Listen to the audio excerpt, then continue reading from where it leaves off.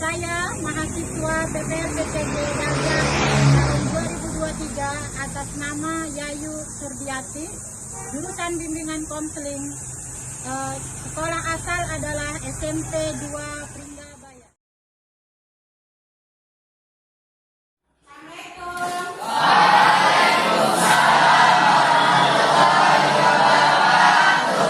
Selamat pagi anak-anak. Pagi Bu. Makin hari makin ganteng aja. Cewek itu makin cantik. Oke.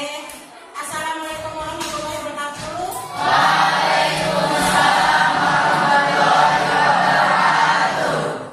Ya, hari ini Ibu berharap sepagi ini juga kalian bisa lebih semangat lagi. Dan hari ini kita akan belajar tentang bimbingan karir. Tapi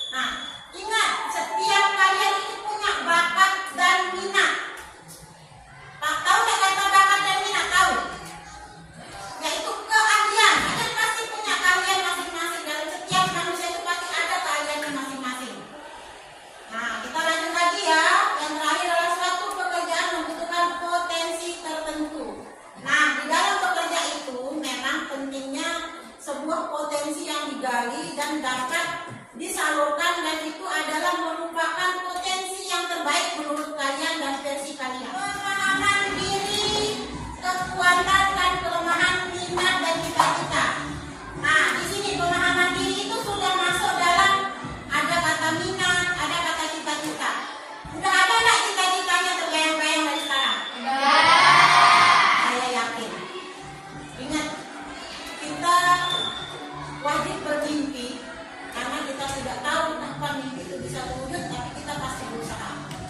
Walaupun sekarang kamu mengatakan, Bu, saya jadi TNI, saya pengen loh jadi polisi, nggak apa-apa. Berarti kita harus tahu jalan menuju arah polisinya dengan cara sama dari SMA bikin visi kita sampai mana. Jangan sampai kita kena narkoba, jangan sampai kita dapat kena dalam tindakan pidana. Nah, itu tidak boleh karena memang terus ada juga jangan sampai kena tindik, hidungnya nggak boleh dilubangin, banyak nggak boleh pakai tato. Kita juga harus tahu dari awal. Karena jujur, ibu dulu juga jadi guru BK, ibu langsung konsultasi sama guru BK-nya, itu pun sudah persiapan ketika sudah kelas 2 dan kelas 1. SMA itu sudah ibu persiapan. Walaupun kita tidak tahu entah itu akan terwujud apa enggak, tapi kita sudah termotivasi di sana dan kita punya bayangan. Ibu lanjutkan lagi. Pemahaman lingkungan. Di sini nilai, budaya, kondisi, ketenaga kerjaan, syarat pekerjaan. Nah, budaya. Di sini ibu akan ambil kata dari budaya. Ingat, kita di Lombok ini kan seperti apa? Ya, persaingan hidup itu keras. Rata-rata semua pada nelayan. Walaupun semuanya nelayan, minimal kita adalah yang berpendidikan, kita adalah yang jadi guru, jadi tentara, atau jadi polisi, atau yang lainnya. Silakan, peluang kerja di Lombok ini besar. Bisa jadi bandar, tapi itu harus menempuh dengan banyak pendidikan ya. Ada juga KPP, kalian bisa sekolah nanti di SMK pelayaran juga bisa. Nah, di sini ketenaga kerjaan, syarat dan syarat-syarat pekerjaan. Ya, kita bekerja juga pasti punya persyaratannya ya. Jelas kita harus sekolah dulu, kita selesaikan pendidikan, kita punya keahlian. Sudah paham sampai sana, Nak? Di sini merencanakan masa depan dan memadukan pemahaman diri dan lingkungan. Ingat, kita harus merencanakan masa depan. Jangan hanya merencanakan cita-cita dan anak-anak. Di sini ada faktor-faktor yang mempengaruhi arah pilihan pekerjaan. Ya, ingat dalam pemilihan pekerjaan lihat dulu potensi diri kalian itu apa. Ya, yang kedua potensi itu bakatmu, minatmu apa, cita-citamu, kesehatanmu. Nah, kita juga bekerja harus juga lihat dalam segi kesehatan apa nih penyakit kita. Misalnya mungkin kita punya penyakit kronis atau apa, itu bisa dipikirkan matang-matang dulu yang mana nih enaknya untuk kita bekerja atau potensi diri. Nah, di sini yang kedua adalah eksternal, keluarga, teman, sebaya dan kondisi. Pentingnya kita berteman, bersosialisasi di sini karena kadang temanlah yang pertama memberikan kita informasi. Ya, dan jangan pernah malu kalian untuk bertanya. Ayo, kamu informasinya sedalam-dalamnya. Nggak usah takut, nggak usah malu. Nah, ketenaga kerjaan, peluang tak terduga, keberuntungan. Nah, ini ada kata keberuntungan.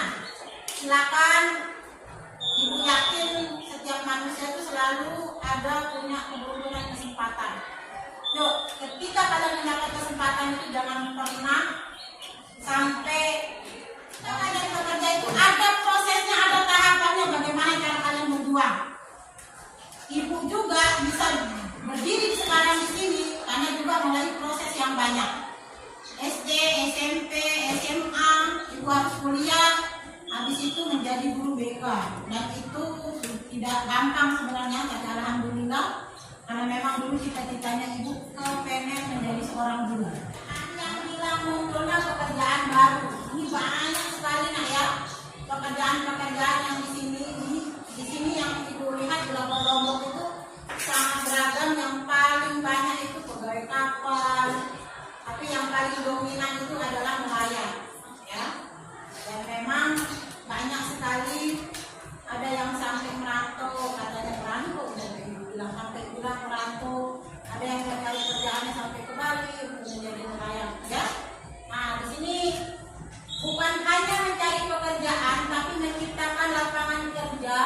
globalisasi kerja antar negara.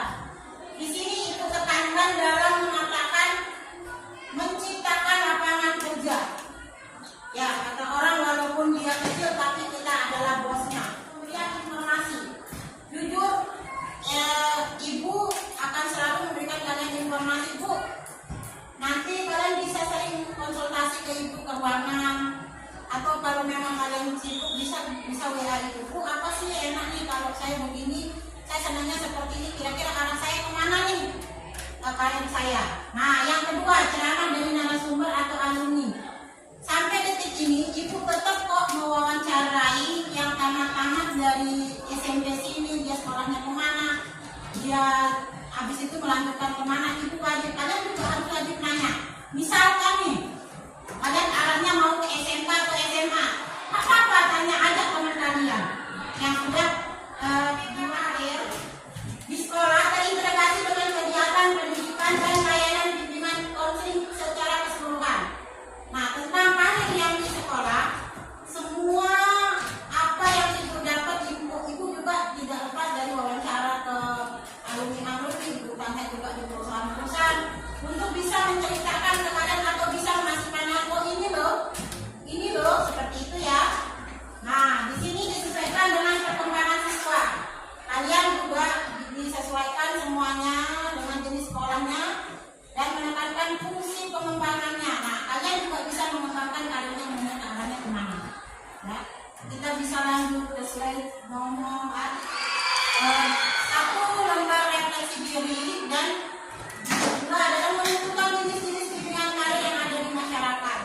Nah, ini akan dibagikan kepada kalian ya, satu-satu lembar diisi. Silakan diisi sesuai menurut kalian dan pengetahuan kalian. Nah, di sini tidak ada tekanan apapun ya. Tidak ada tekanan, silakan kalian menjawab apa yang sesuai dengan pertanyaannya di sini. Nah, untuk yang lembar pertama yaitu di sini ada tugas-tugas kelompok. Di sini ada penyebutan jenis-jenis bimbingan karir di masyarakat. Sebut aku nggak karir apa? Apakah tentara, apakah polisi, apakah yang lain juga bisa. Ya. Selanjutnya adalah lembar refleksi diri. Nah, lembar refleksi diri kalian cukup mencontreng aja.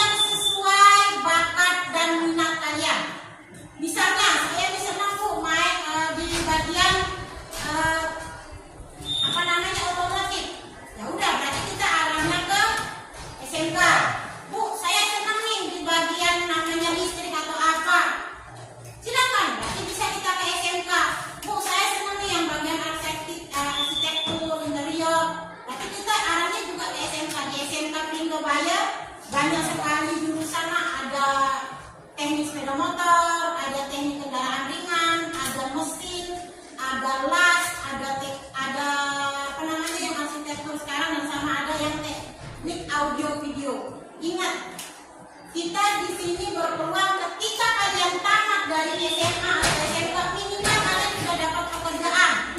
Karena ibu yakin dunia kuliah kalian bisa lakukan setelah, kalau memang kalian sudah memiliki pekerjaan atau apa, bisa lah kalian nanti akan kuliah.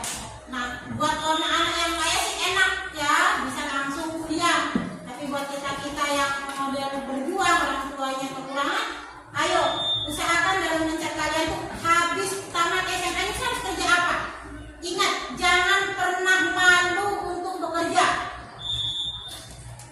Kalau nggak salah kakakmu masuk di Bantar ya, cuma lulusan SMA, itu dulu salah satu murid saya. Nah seperti itu nak ya. Jadi arahnya itu tentukan, kalau memang kalian dan orang tua kalian setuju kalian masuk di SMA nih.